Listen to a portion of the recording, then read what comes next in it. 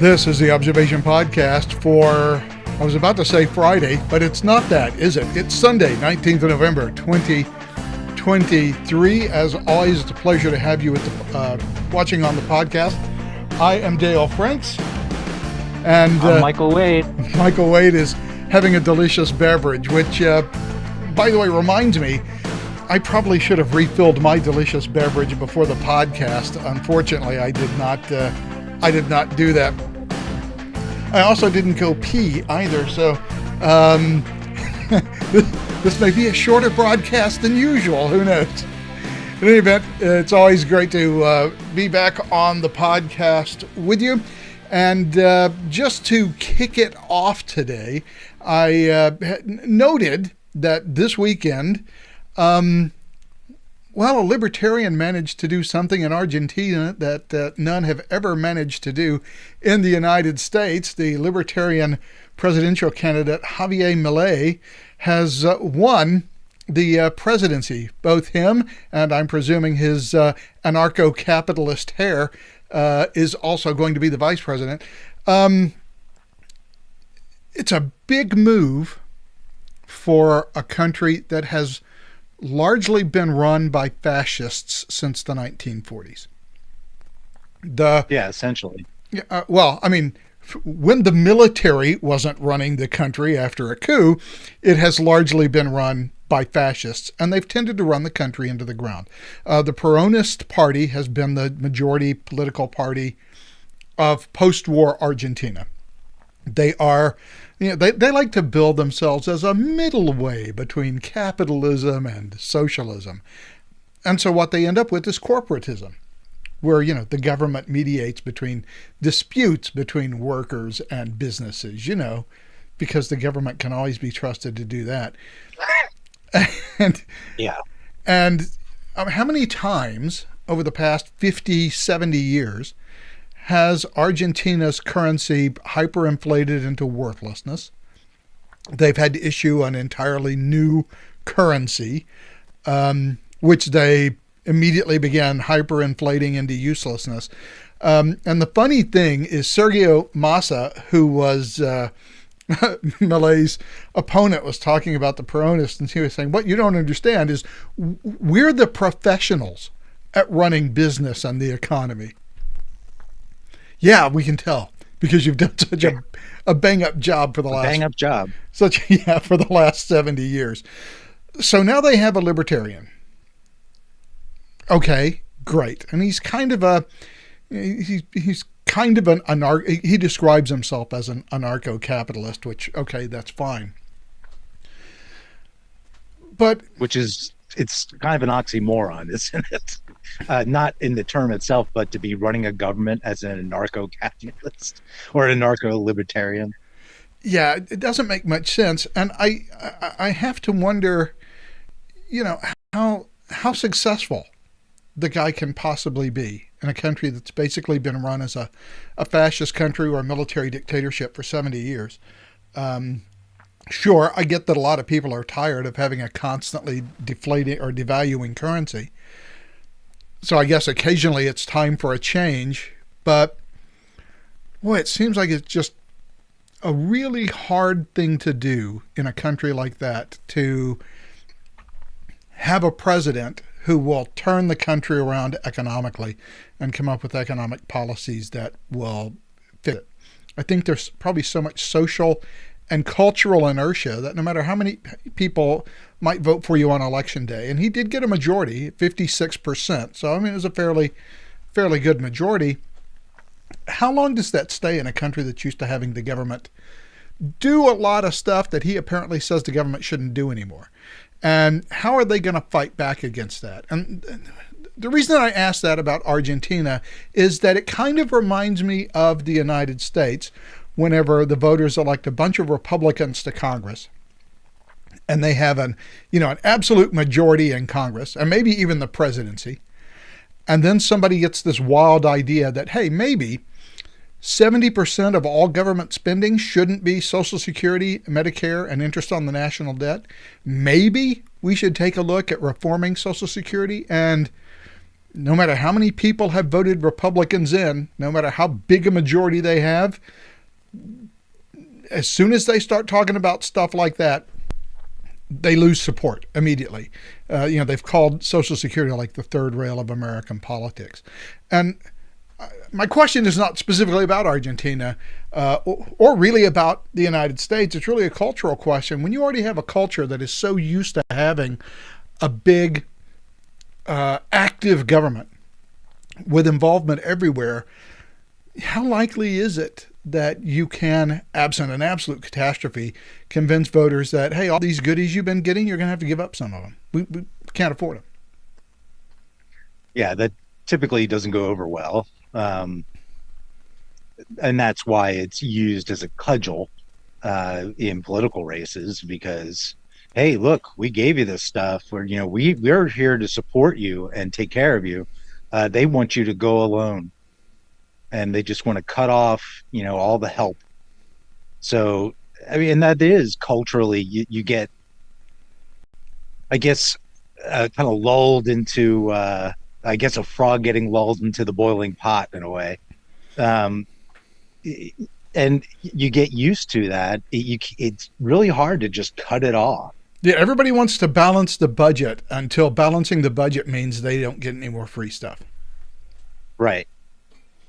And very few people actually care about balancing the budget, to be quite honest. It's not high on the list of a lot of voters'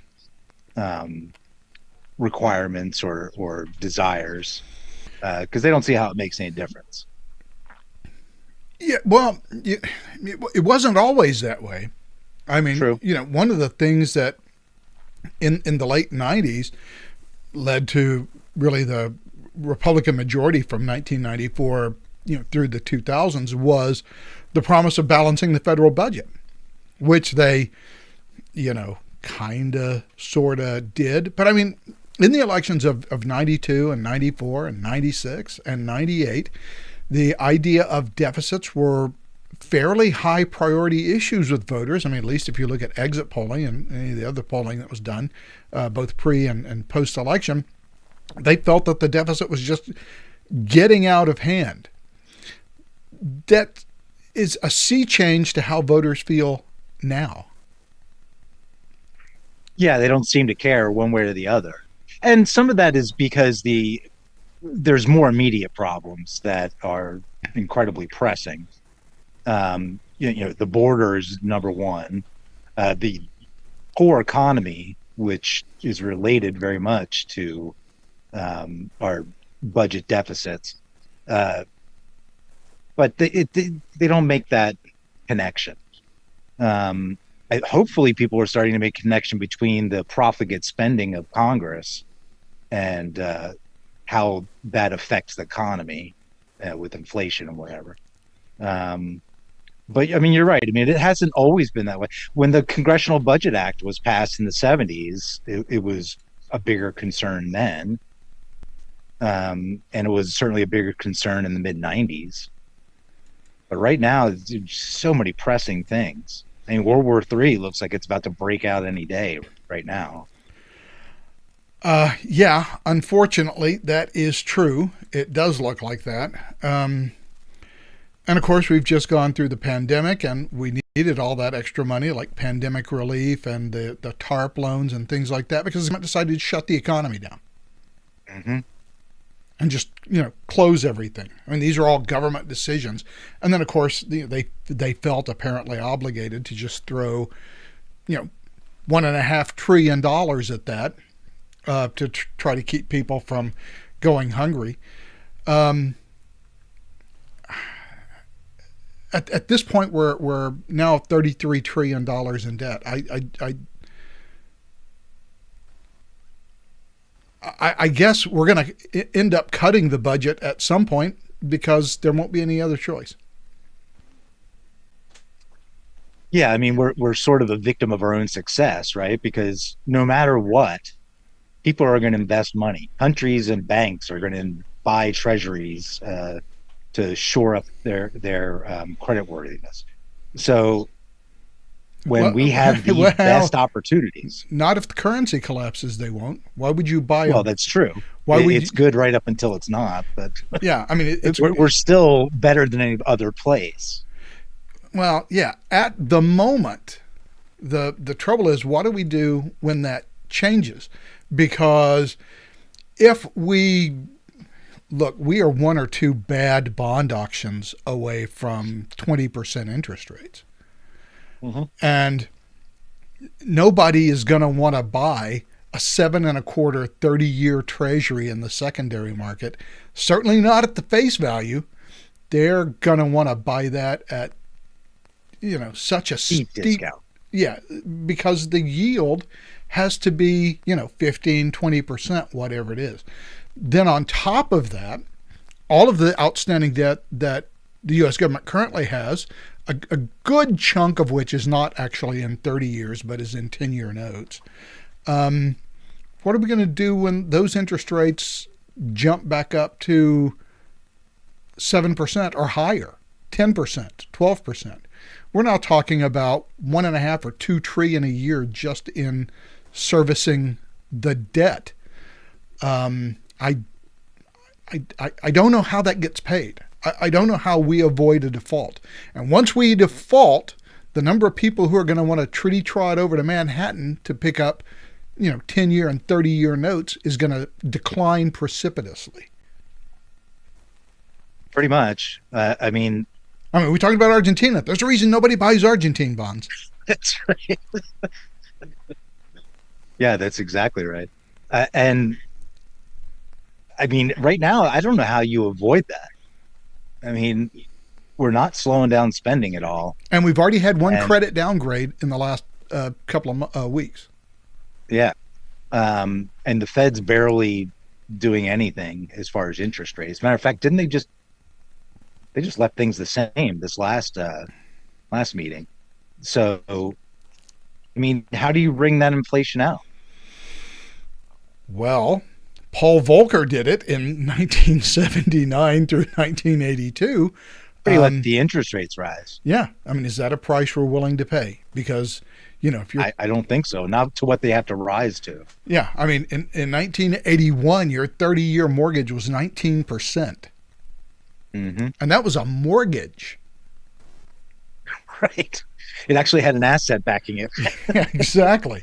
Imagine what unsecured debt was. I mean, I don't know what the numbers were, but I would assume that like credit card debt was soaring into the high 20s at about that point. Oh, yeah, it had to be. Right? Although, I mean, most people didn't even have credit cards then, did they? Yeah, well, it was the 1980s. There were yeah. fewer credit cards in 1980 than there are today. There's been an explosion over the past, which, by the way, is another problem with the explosion of consumer credit. Although, one thing you do have to say about inflation, especially really steep inflation, it sure does make it easier to pay off, especially like mortgages, fixed debt, cars. That becomes super easy to pay off because that was the Carter. Well, excuse, yeah, right? Yeah, it was. See, look, what's so great is now your money can go a lot further for those debts. Inflation, like mortgage. Inflation is our friend, as Dan Aykroyd famously said. Yeah, but look, if you had a mortgage in 1976 for 7.5%, then inflation, or heck, try 73 at 4%. That mortgage payment by $10,000 for your house. Yeah, that mortgage payment by 1983 was a hell of a lot easier to pay because, your $800 a month or $600 a month, well, that was, worth considerably less work to produce $600 a month than it had been in 1973. I mean, you had a period over the course of about 10 years where the average annual blue-collar wage went from $20,000 a year to $35,000 a year. That's a huge leap in inflation over the course of a decade. And so, yeah, if you have a fixed debt, then great. Paying that off is fine. And look, the interest rate that even on your revolving debt, the interest rate that's on the debt you've already taken, even that becomes easier to pay off. Certainly you don't want to do any new spending on the credit card with, 30% interest rates, but your old interest at, 16 or 18 or whatever it was, that begins to look awfully reasonable. If you're but if you're the financial system, on the other hand, it looks like a freaking disaster. Yeah, well, especially because it's harder to get new credit out there. You're starting to see that in the housing market, which was already sort of strangled, and it's getting worse because people won't sell their homes because getting a new home requires an amazingly higher interest rate. All those years of 2, 3, 4% mortgages. That's gone, and that means that in order to buy another house, sell your house and buy another house, you're not only losing on the sales price because of higher interest rates, you're also losing when you go and buy a new house because of the interest rates. So it's starting to make home loans drop in initial new home loans. And I don't see it getting any better. Yeah, and ultimately that's going to mean house prices have to come down, and they're already outrageous. Yeah. I'm glad that we bought our house in 2001. Yeah. We got ours in 2005. Yeah, and the only thing I've done with that mortgage since 2001 is refinance it to a 15 at, I forget what our interest rate is, but I did it after 2008. So our interest rate is ridiculously low on a 15. Yeah. So, okay, yeah, sure. For me, now I probably could not sell this house and buy another house in California. I mean, I suppose I could. I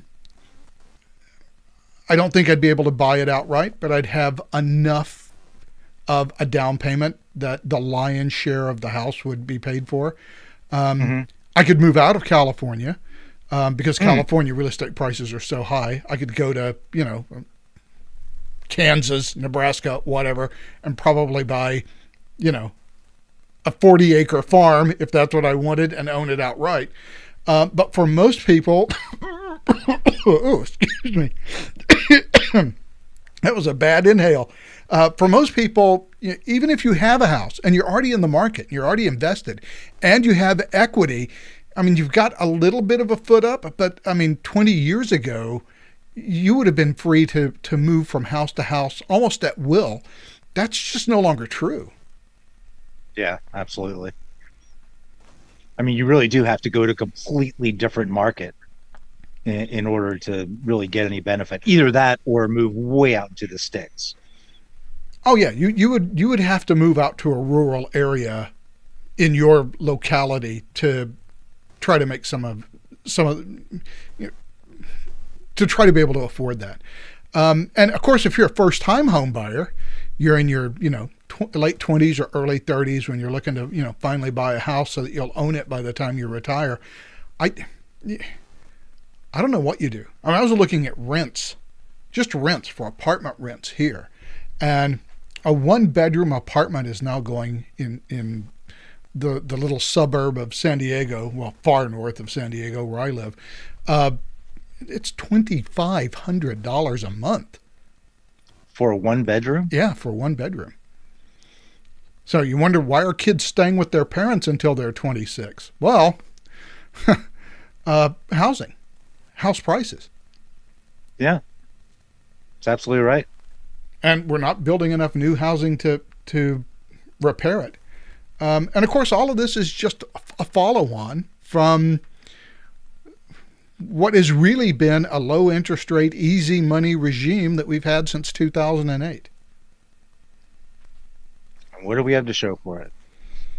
Yeah, worse and worse. A lot more debt. Yeah, a lot more debt. And I mean, that's really all we got at it. And all that debt has to be paid back, or if it can't be paid back, it's all going to have to be defaulted on.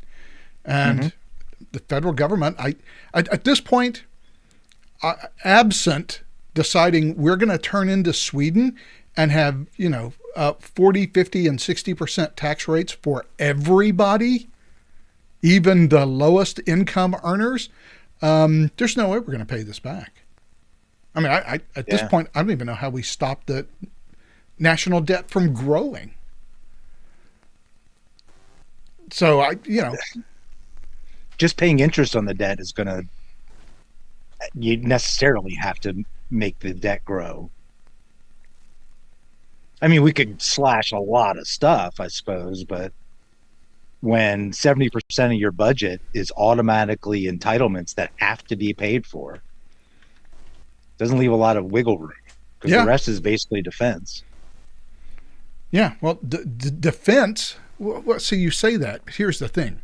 When you actually, and this is one of the things that really irks me, how can we spend so much money on defense? Well, in actuality, first of all, we spend 70% of our federal budget on spending by law, mandated spending. Right. That's 70% of it. Entitlements, yeah.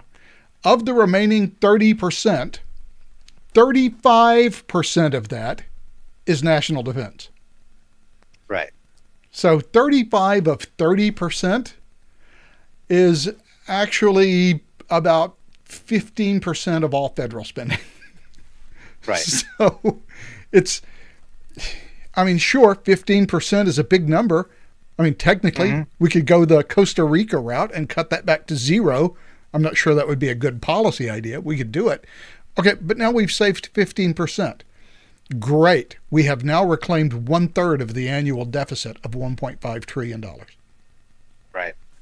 So, and doesn't put us in any good situation. Yeah, well, I say 1/3. And the thing is that we've actually kept military spending has stayed, at least in nominal dollars, has stayed relatively flat for a good long while. Especially when you consider the challenges that we're facing right now. And we have, our Navy is so much smaller. Our armed forces in general are smaller. We don't meet recruiting goals. So we don't have as many personnel. Yeah, the Army announced this past week that they were 25% below their recruiting goals. And we don't have anywhere near the equipment that we once had. A lot of that has gone to Ukraine. Yeah, I mean, our military spending especially looks like a lot compared to, the rest of the world. But one thing that nobody ever takes into account is our spending on military means that Europe and the other NATO countries don't have to. So we're basically paying for it for them. And so that inflates our budget. And let's point out that our military spending for the last 50 or 60 years has remained fairly steady at around 3% of GDP. That's right. So yeah, and it's always the military that's with their 80,000 new agents. Right. You don't see that at the NEA, which shouldn't exist. And yet does. I still remember it was the day after Inauguration Day, and the Department of Education, which had been created during Jimmy Carter's term as president, Ronald Reagan ran, one of his platform items when he ran for president in 1980 was the elimination of the Department of Education. Not a federal responsibility, state and local responsibility. Feds have nothing to do with it. And I remember the day after the inauguration, his nominee for Secretary of Education walked into a meeting with all of the, GS 12s and higher in a big auditorium. And he walked in and the first words out of his mouth was, "All you people work here?" And everybody went, "Oh, ha, ha, ha, ha." Oh. But there was no need for that groan because, as it turns out, Ronald Reagan wasn't going to get rid of it anyway. Yeah. Closest thing to everlasting life is a government program. Yeah, exactly.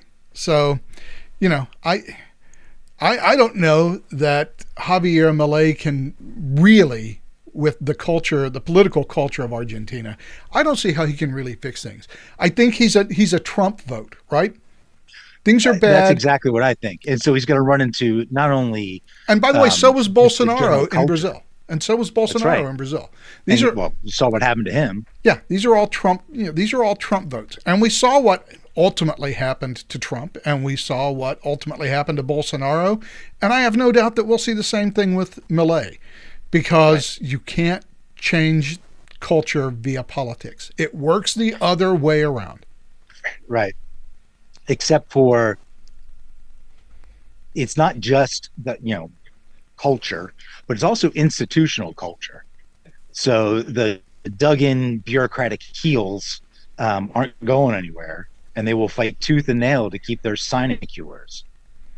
And we also saw that happen here. We saw that happen in Brazil. So it's not just the voters; it's also the entrenched interests of the bureaucracy. And they all have civil service protection. They're all part of a union, so you can't just fire people willy-nilly. There's this whole process that you have to go through. Public sector unions were never a good idea. And even FDR hated them. Yeah, because public unions are inherently a playground for corruption. There's just no way that they can't be. It's unavoidable. I mean, it's absolutely unavoidable. I mean, you give money to the people you want to give money to you. Yeah, I mean, it's like the most straightforward transfer of power you could possibly have. You support the election of people who are going to send you government money, and you oppose the election of people who think that maybe you're getting too much money as it is. Right. It's just there's no in between. There's no guessing, no conspiracy theories, nothing. It's just a straightforward transfer. Sure, and that's how you end up with things like the California Department of Forestry's firefighters, who can retire after 30 years at 85% of their highest 3 years salary. 3 years, right. Yeah, so you can get a job as a firefighter at 20, and that means that you can retire at 50 with 85% of your highest 3 years of pay. Oh, and health insurance. Mm-hmm. The same for most police departments as well. Oh, yeah. It's a great deal. It really is. It's a deal that no one outside the government has. And here's the irritating thing. It used to be that if you got a government job, especially at the federal level, I mean, there was this deal you had to make. I'm going to make way less money on an annual basis than anybody who's doing a similar job in the private sector. In return for being poorer and worse paid, you'll never be able to fire me, and I will get I'll get a nice retirement. And somehow we've even broken that deal. Oh no, you're not getting paid enough. After all, we got to pay workers fairly, and they have a union. And even though that many of them are prohibited by law from striking, it's amazing how many of them get the flu on the same day, right? So, right. And of course, they're giving money to the union. The union is supporting the election of politicians who are going to give more money to the union's members in terms of pay and benefits.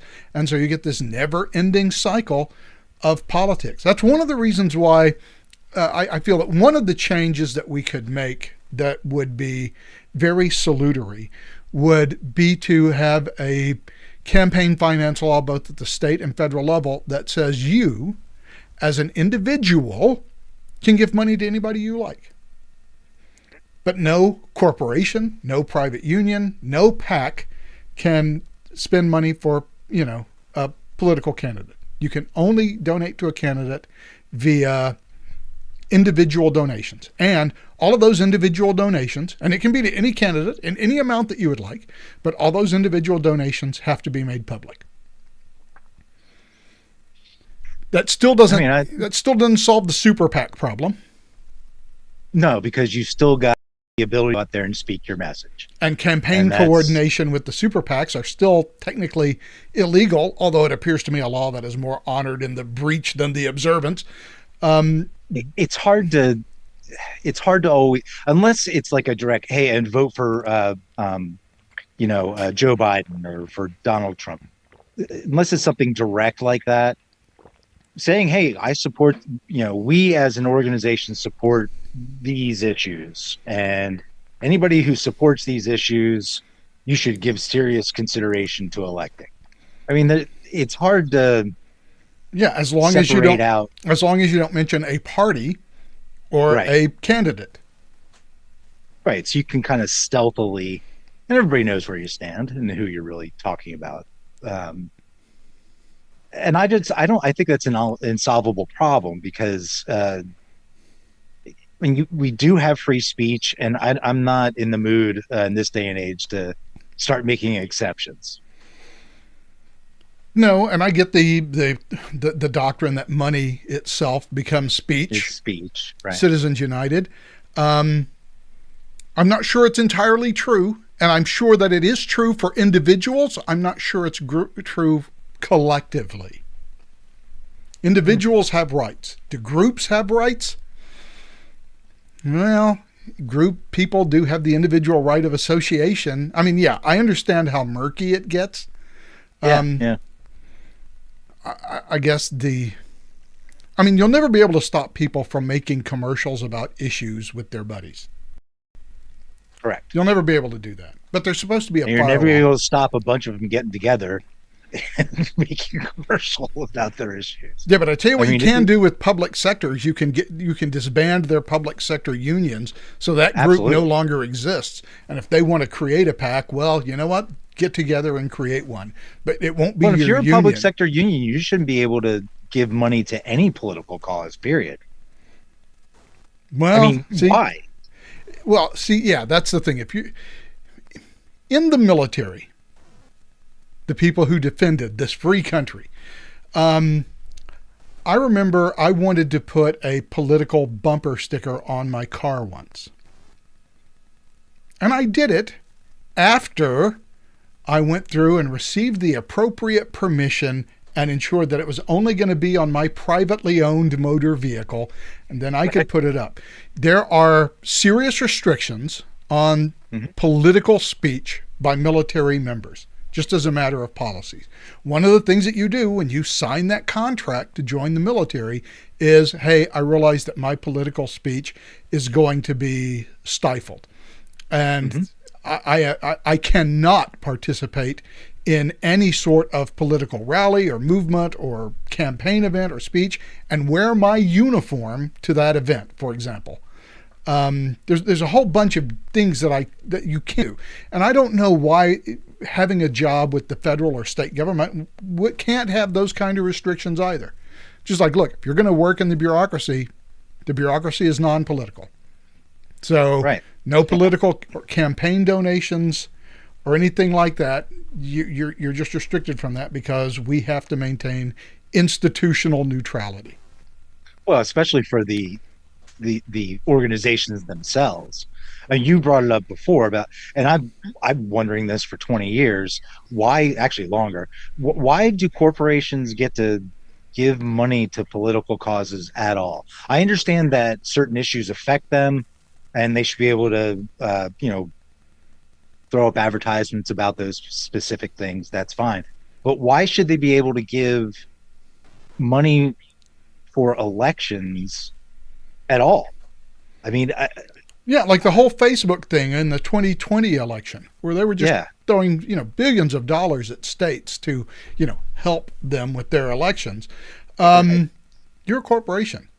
First of all, that not only is that not in your remit, but what about your shareholders? Why? Yeah, that's exactly right. Why isn't that profit that is distributed to your shareholders? What about your fiduciary responsibility?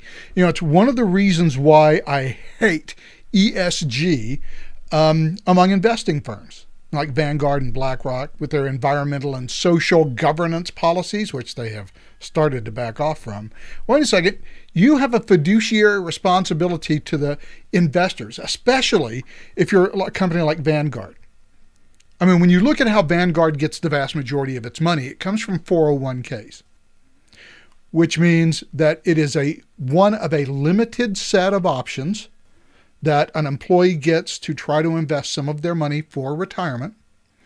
They have no control over how that money is spent. They have no say in the companies in which in this case, Vanguard, because Vanguard is very big in 401ks. They don't have any say in who Vanguard invests in.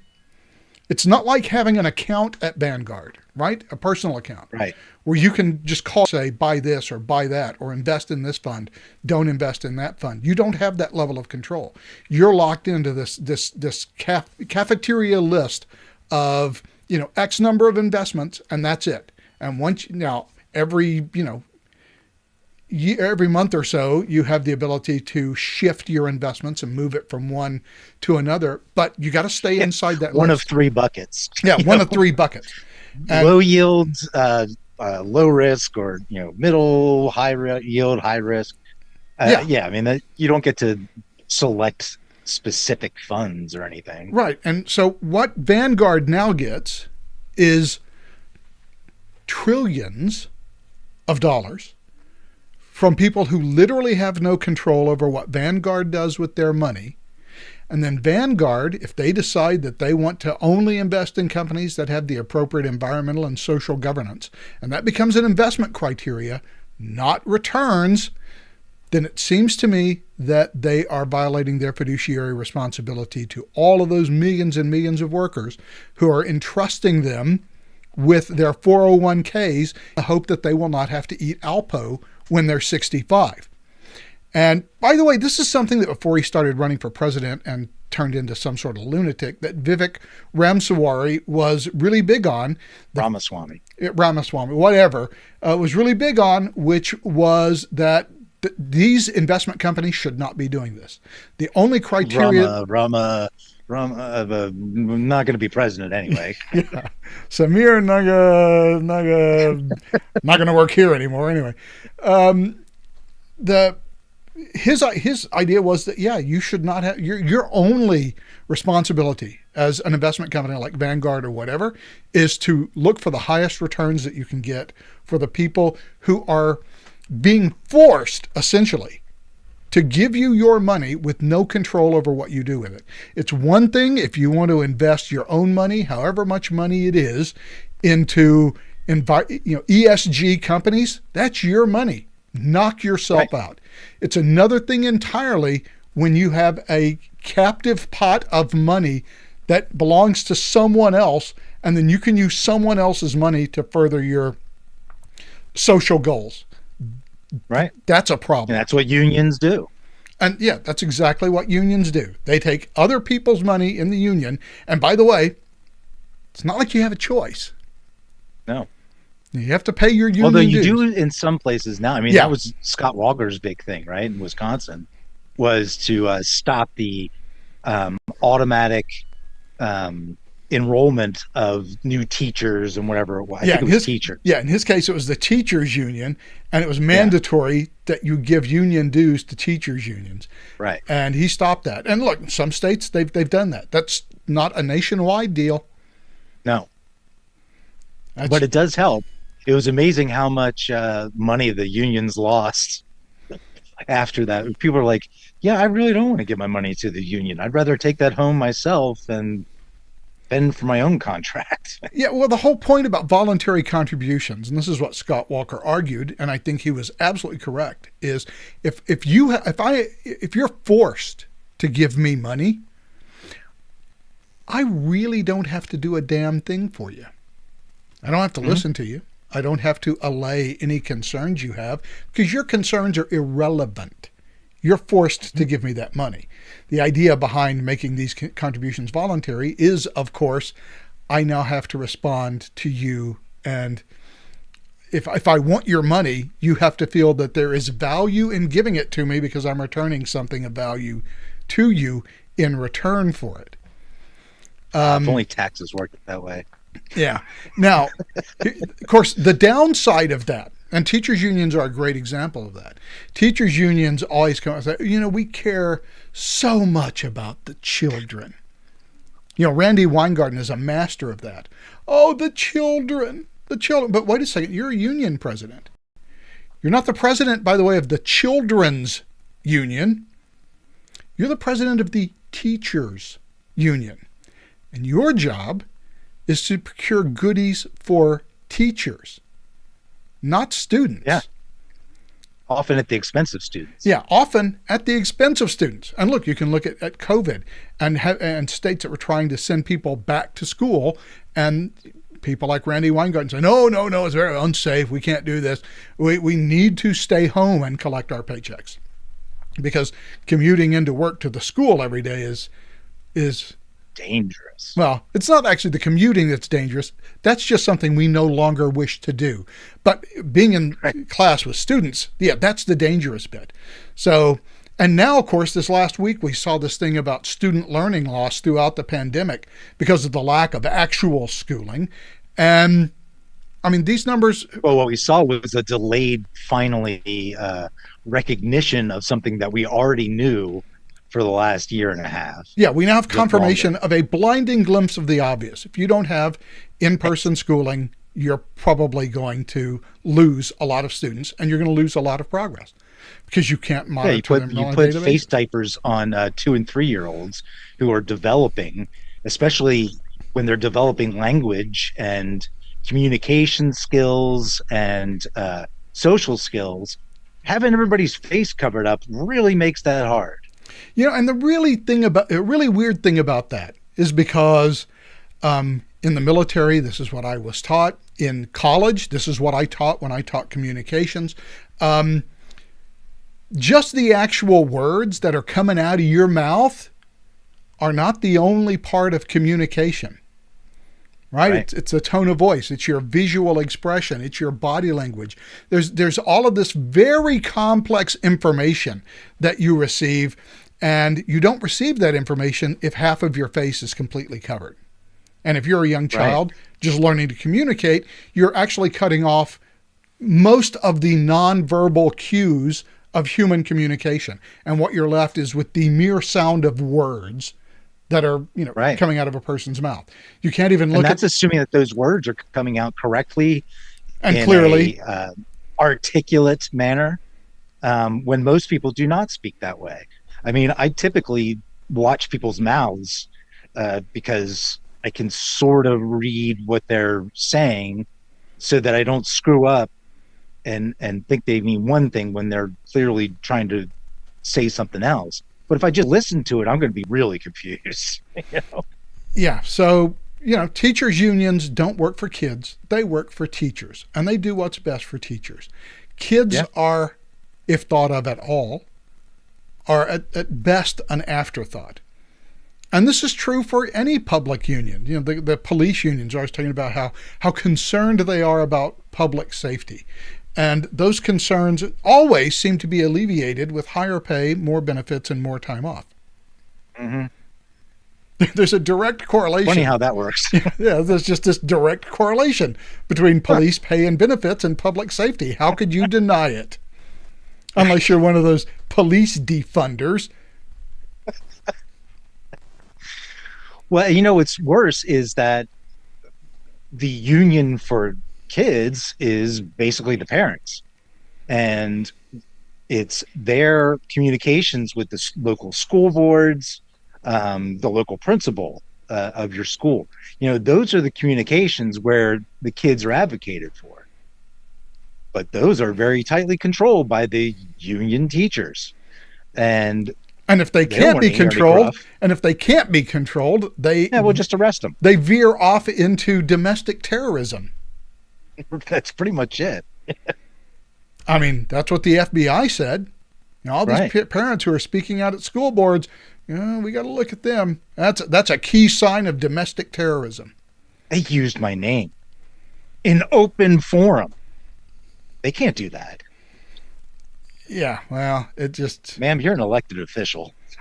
Yeah, exactly. There's so few people... One of the funniest things on YouTube are these people who go and film in public, right? They just go out, they take a camera, they just stand on a public sidewalk, and they start filming stuff. And the number of times that either A, some citizen comes out, walks all the way across the parking lot, all the way across the green strip to go and say, "You can't film here.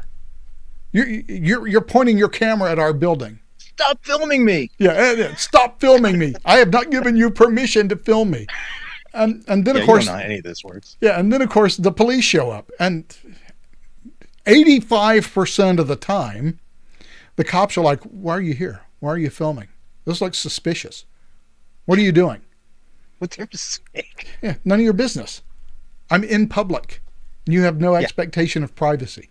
And the cops, and I've even seen cops wearing body cams saying, "You have no permission to film me." That works both ways then, Sparky. But, people just don't understand. People don't understand what their rights are or anything like that. But, all of these problems, when we look, this is why people like Javier Milei get elected. And it's why people like Trump are at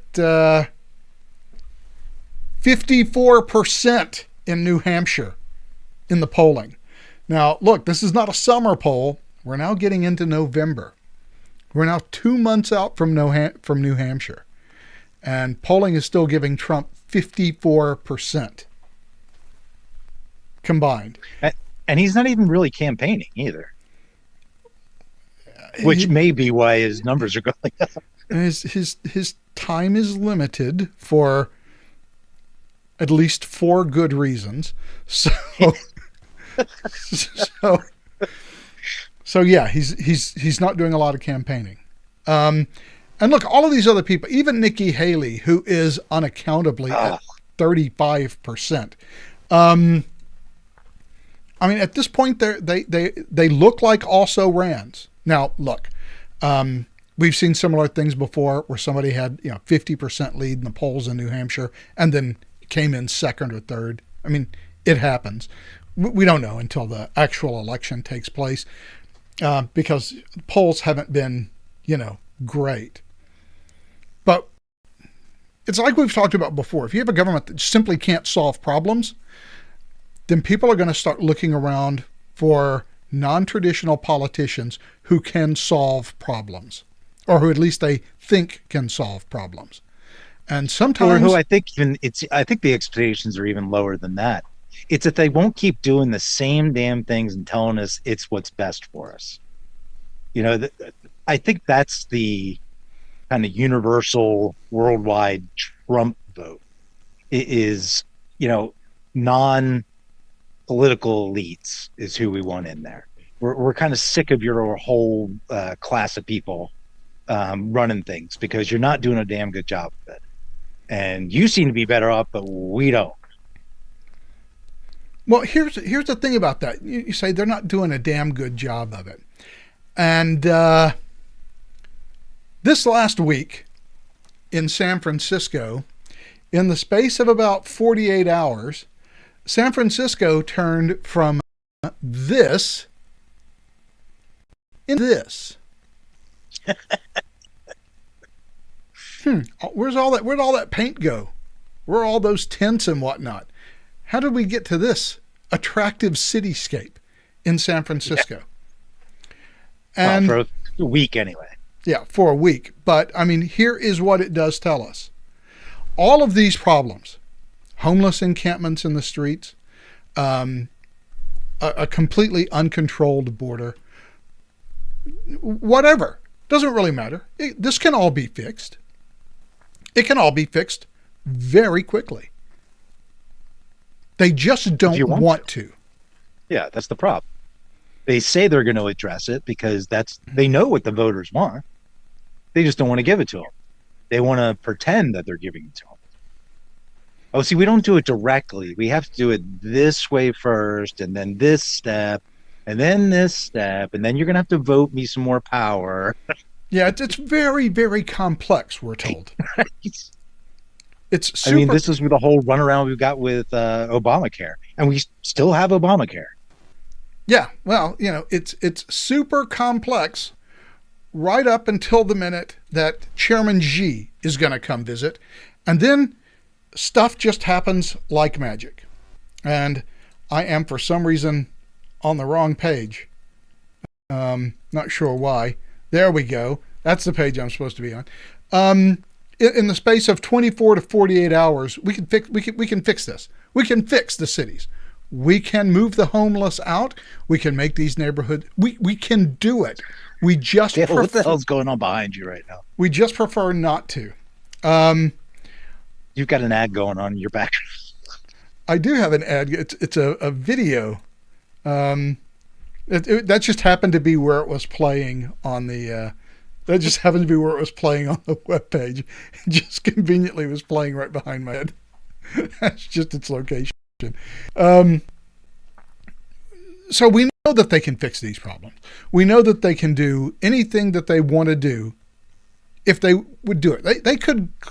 They could stop people coming in from the border within 30 days.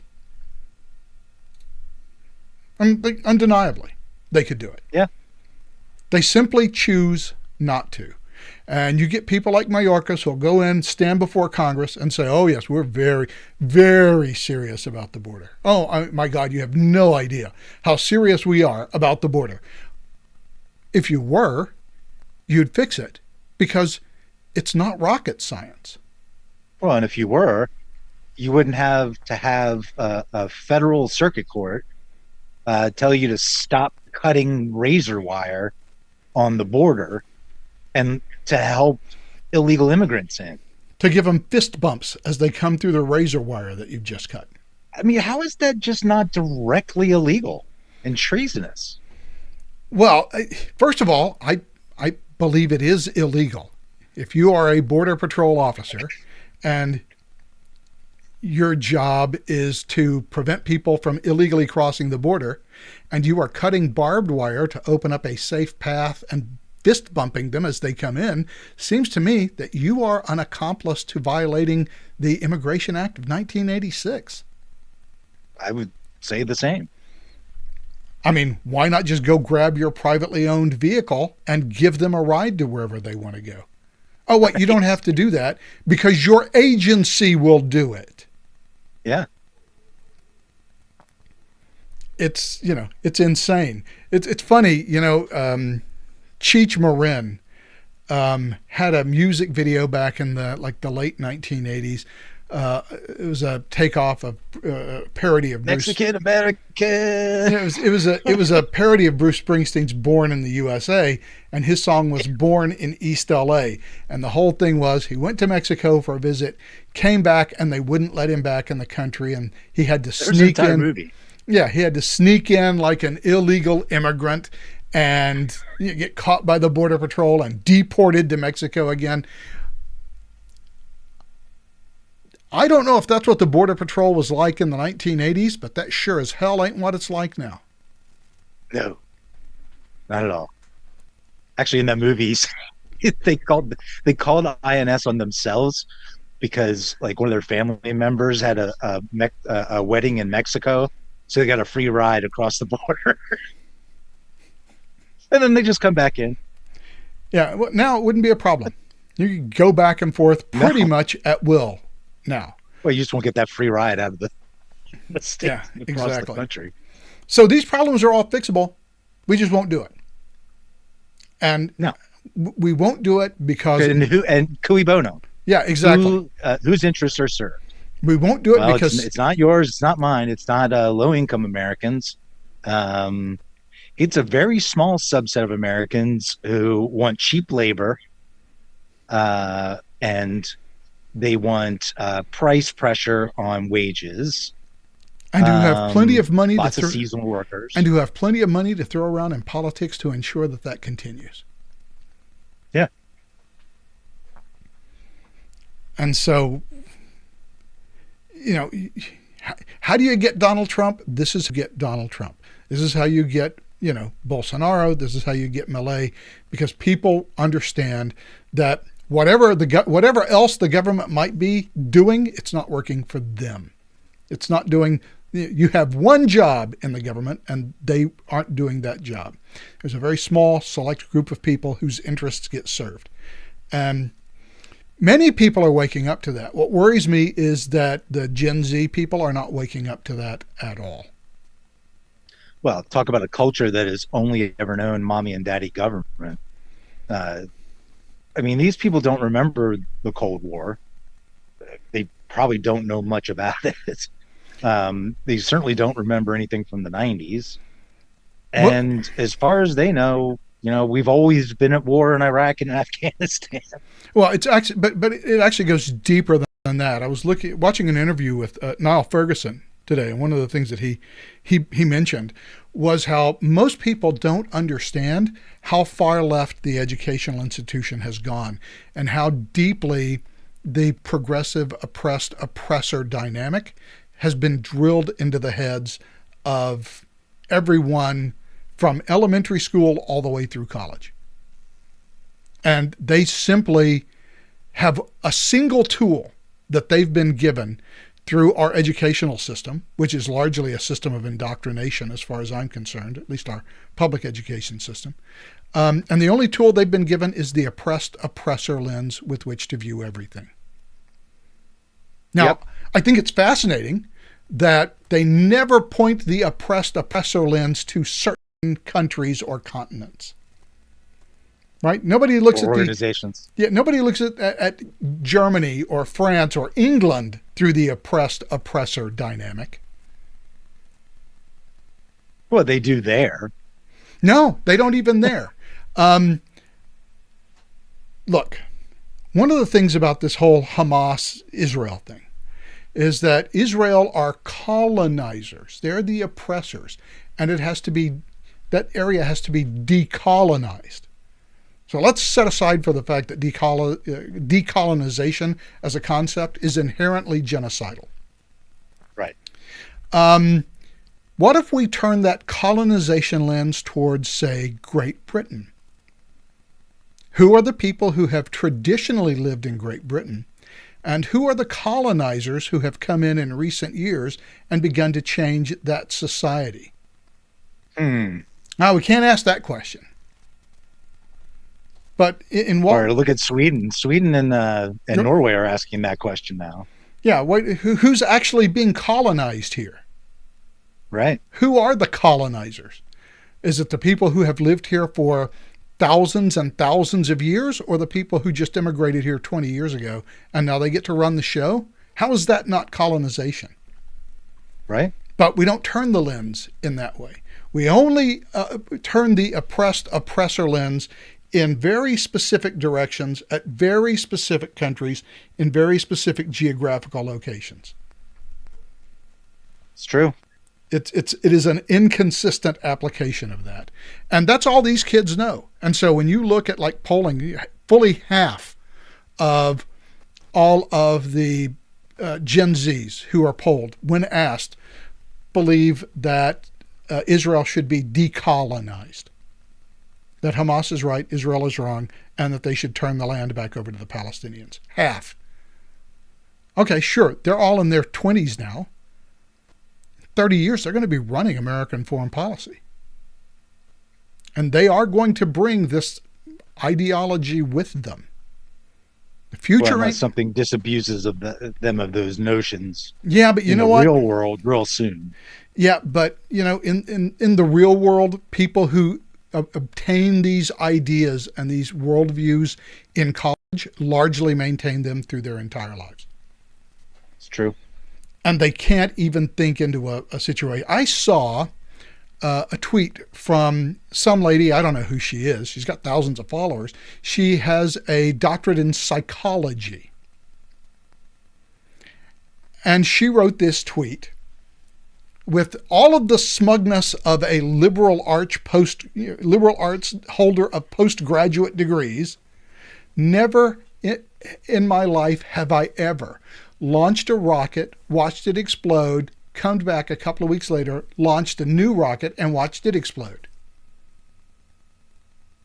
Okay, yeah, I'm sure you haven't, because you are intellectually and by training and experience incapable of building such a rocket in the first place. You have never failed at such an endeavor because it is utterly beyond your capabilities to even begin. That's not quite the flex you think it is. Yeah, I don't even understand the flex, to be honest. Yeah, well, it's just to ridicule Elon Musk. See Elon Musk's rockets blow up. Yeah? How well do your rockets perform? Oh, that's right. You don't have anything because your doctorate is in psychology, perhaps the most low-stakes field in the humanities. Sociology. Okay, well, there is sociology. There's the whole Margaret Mead deal in sociology. And yet, this is the kind of monumental self-regard combined with a total lack of self-awareness that enables these kids, now that they've been, fully indoctrinated, that enables them to view the world through a lens that is impervious to factual or rational analysis. Yeah. And the funny thing, there was another video this week. I probably should have collected all of these. It was in England, and it was one of these Extinction Rebellion people, and this cop in England was trying to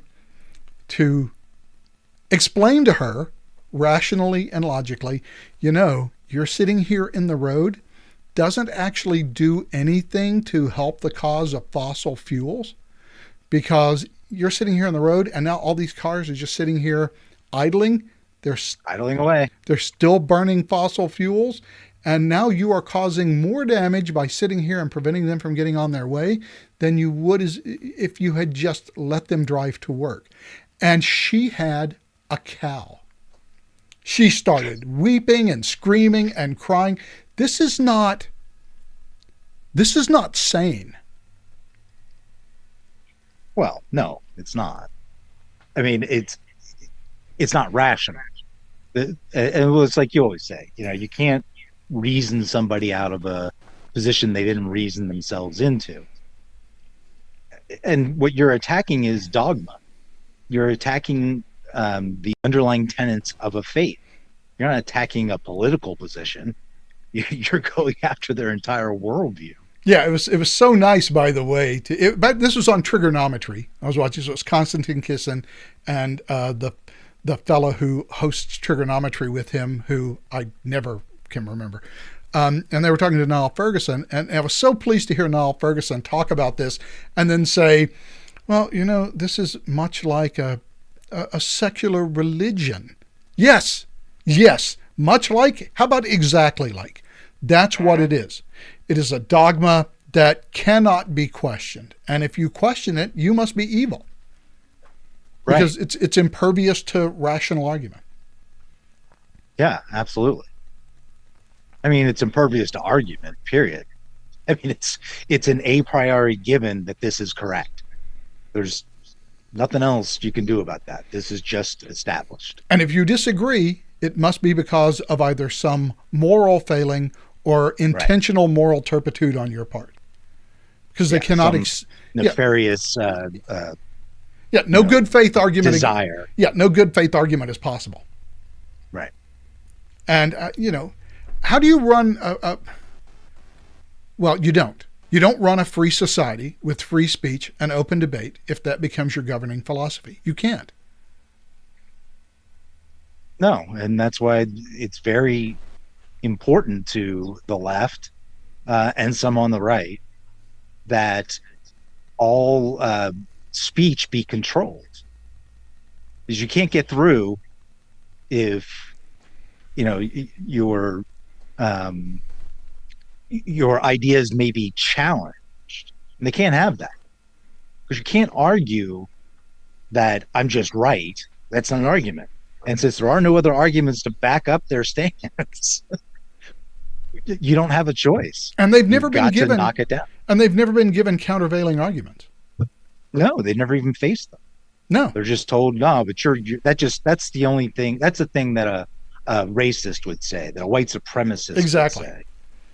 Exactly. They don't need to engage on ideas because their ideas are so obviously correct that there can be no good faith opposition to them. I mean, you can certainly run a society on that ideology. In fact, we did it in the Soviet Union for, 70 years. It can be done. Iran does it now.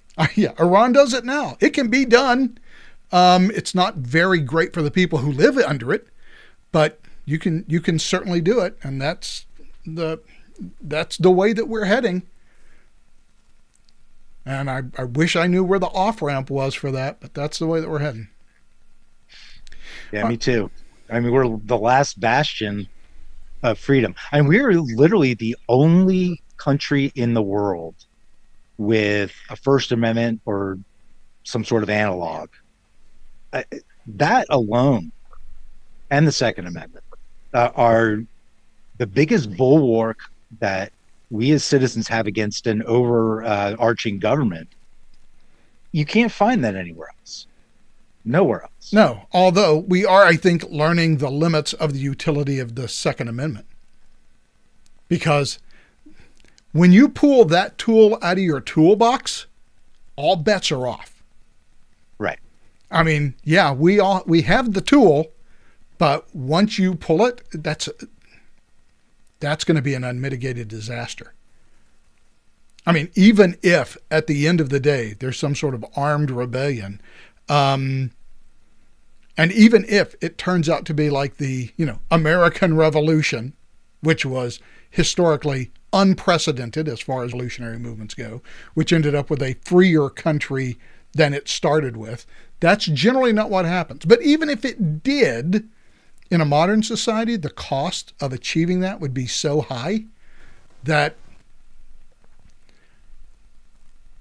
you almost have to wonder if it's worth it.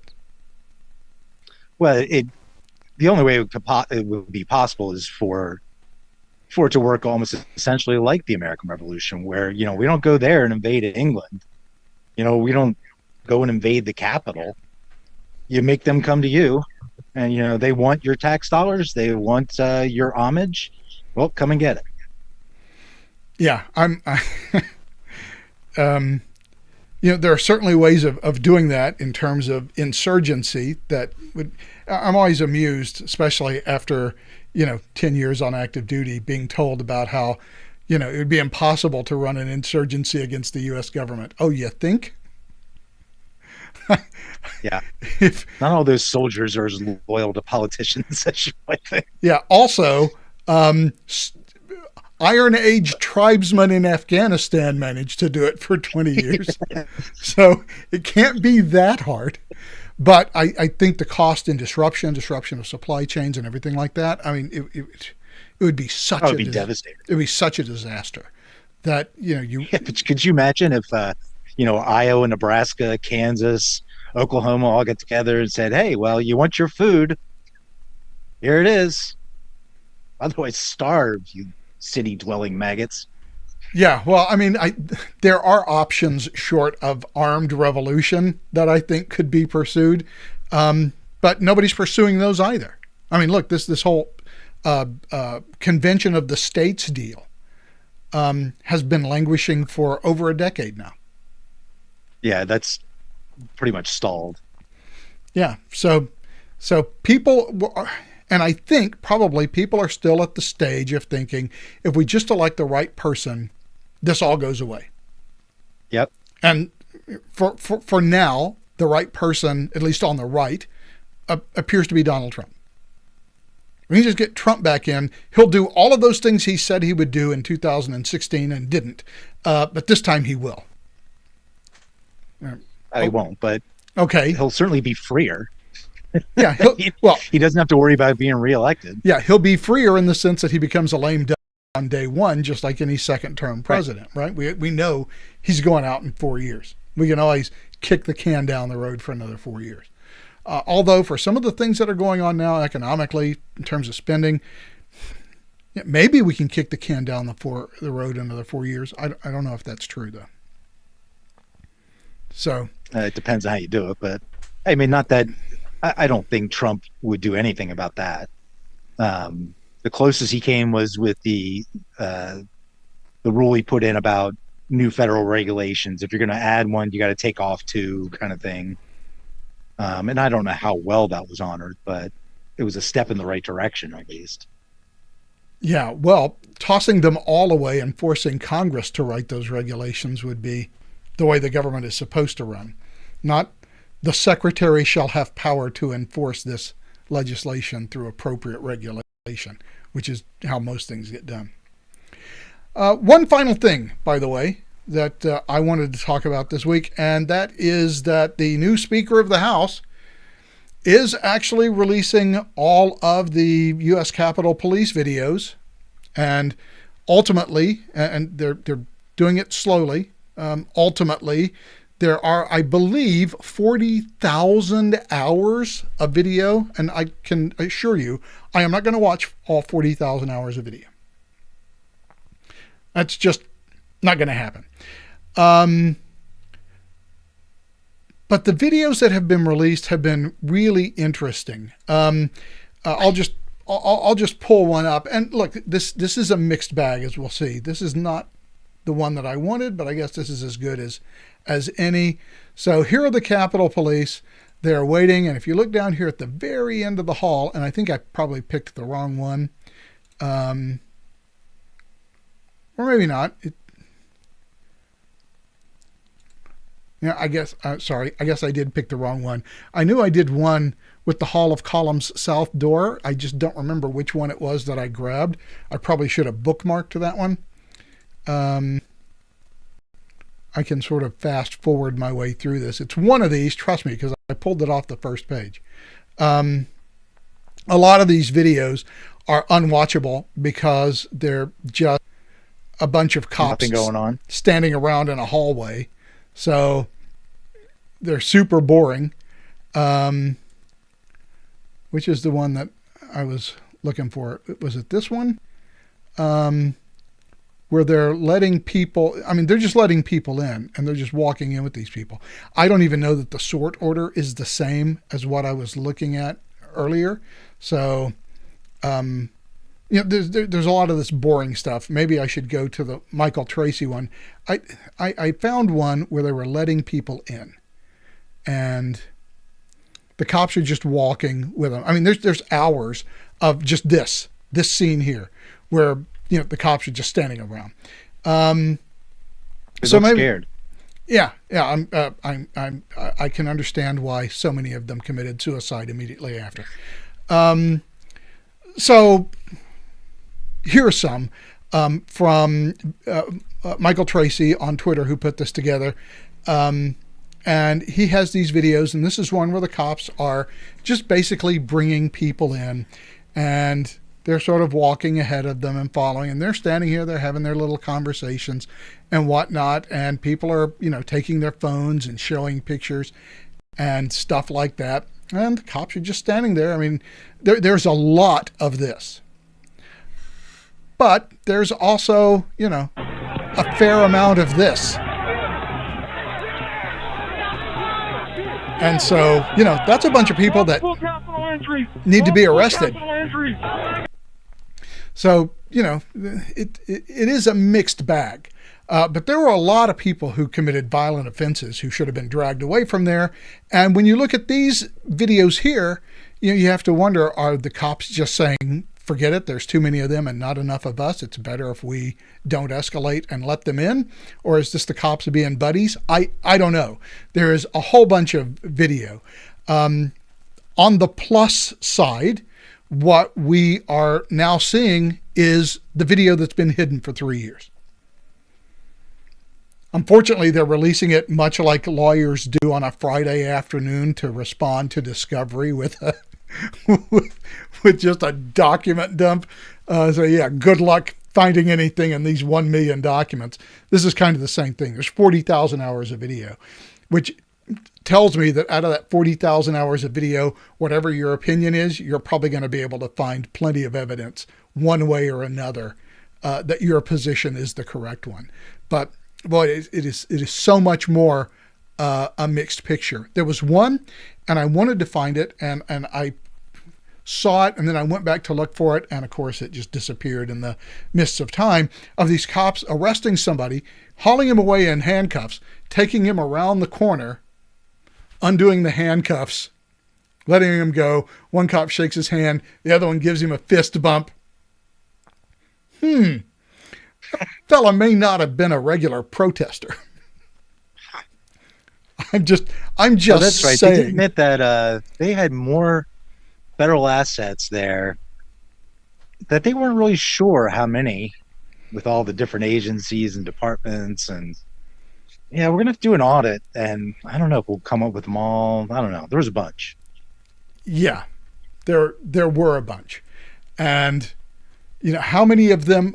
And look, if you're undercover in a thing like this, a big gathering like this, your most effective tactic is just to watch and note what happens.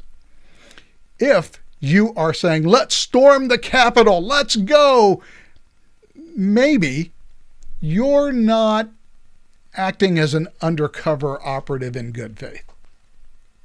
Yeah, then that's entrapment. Yeah. It's like back in the 60s and 70s when everybody would show up for these SDS meetings and whatever, and turns out that all but one of them were actual police. Yeah, exactly. They were like, sheriff's department, LAPD intelligence guys from the intelligence division, feds, ATF guys. I forget what the exact story was, but it was like there were 7 conspirators, 6 of whom worked for a federal or local law enforcement agency. And none of them knew that all the others were cops. It even just happened not too long. I think it was just a few months ago, where a drug indictment team had tried to take down a bunch of drug smugglers or dealers. Turned out every single one of them was cops, undercover cops. Yeah, that is hilarious in one sense, but it's also frightening in another sense, because what it tells you is, A, the left hand doesn't know what the right hand is doing, and B, there is a lot of potential entrapment going on that is just going under the radar. Oh, absolutely. I mean, the biggest one that came to light was that whole Gretchen Whitmer kidnapping thing. Yeah, where it turns out 3 of the 5 conspirators were FBI agents. I think it was more like 5 of the 8. Oh, yeah, something like that. It was basically 2/3 were FBI agents. Right. So it was like these 2 or 3 poor slobs that had 5 or 6 FBI agents egging them on to kidnap the governor of the state. And here's the thing: they put so much emphasis on this. There was a story that came out just yesterday or Friday about how the FBI was actually running an actual investigation on an actual pedophile who was actually creating and selling child pornography, and they just let that investigation drop so that they could concentrate on January 6th protesters. I wonder which big name newspaper he was a reporter for. Oh. Yeah, very nice one. There is an institutional problem with this concentration on domestic terrorism. And it's funny how the concentration on domestic terrorism tends not to be on what we now know to be hundreds of thousands of people who are willing to march through the streets of New York and Chicago demanding that, all of the Jews be killed. But when 20 or 30 people, who are from, some white supremacist organization I've never heard of before. There was one that showed up in, I guess, Michigan or something yesterday.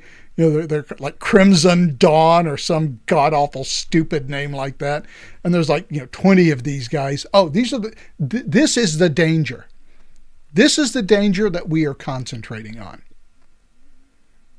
Yeah. I've met Antifa people.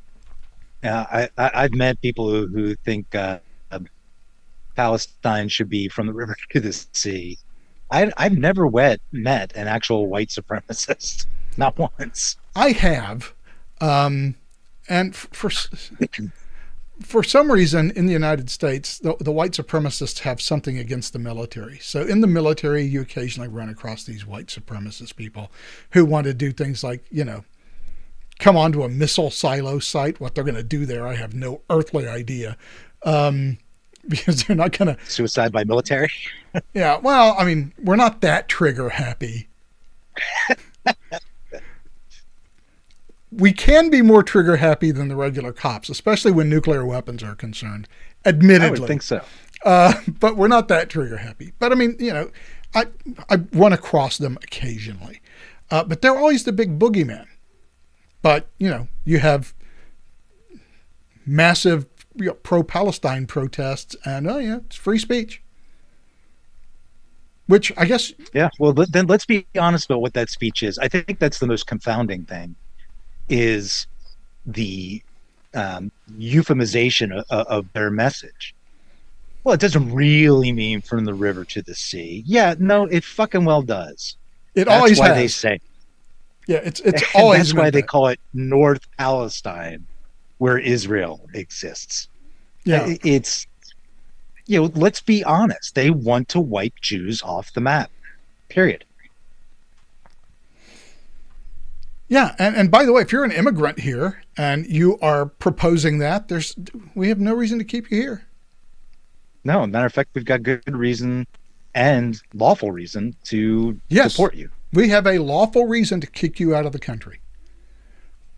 But, especially if you're here on a student visa. But look, just take what happened in England this past week. Suella Braverman, who was the Home Secretary, as they call it in Great Britain, she was tossed out of her job. Great name, by the way. She was tossed out of her job because she suggested that maybe they did need to stop immigration and maybe deport some of these people. Boom, she's gone. Yeah, she was very straightforward. She was actually very forthright. I mean, she did not back off. I mean, she wasn't rude. She was just very straightforward. Yeah, and that is, by the way, the law in the United Kingdom. I mean, right. Unlike the United States, in the United Kingdom, Hamas is literally a proscribed group. It is literally illegal to publicly support them because they don't have a First Amendment. And according to UK law, those people should, in fact, by law, be rounded up and sent back home. And so merely mentioning that you might think that enforcing the actual law of the country is something you might want to do, that gets you sacked by the Prime Minister. And as one of our commenters said here, it's too late for the damage done. Going to take decades to recover. At best, assuming that a recovery is even possible, which is the one thing that really I think worries me more than anything right now, is whether that... Well, and then recover to what? I mean, I don't think we need to recover and go back to what we were before. I think we need to, salvage what we can and move forward in a better direction. One where the federal government isn't so involved in our individual lives, where it's not so involved in state business. One where elections are uniform throughout the country and on one day. Yeah, well, that would certainly be helpful, but clearly a topic we're going to need to discuss at another time because I think we're out of time for today. So, as always, Michael, pleasure talking to you, and we'll look forward to talking to you again, but not next week, because next week is Thanksgiving weekend, and we're not going to be here. I'm certainly not. I won't. So, have a great Thanksgiving, and we will look forward to picking this back up again on December 3rd. So have a great holiday. We'll talk to you. You too, everybody. Have a good holiday, and we'll see you later. Bye. So, as we've said, have a great holiday. We'll see you next time we're back. Until then, so long.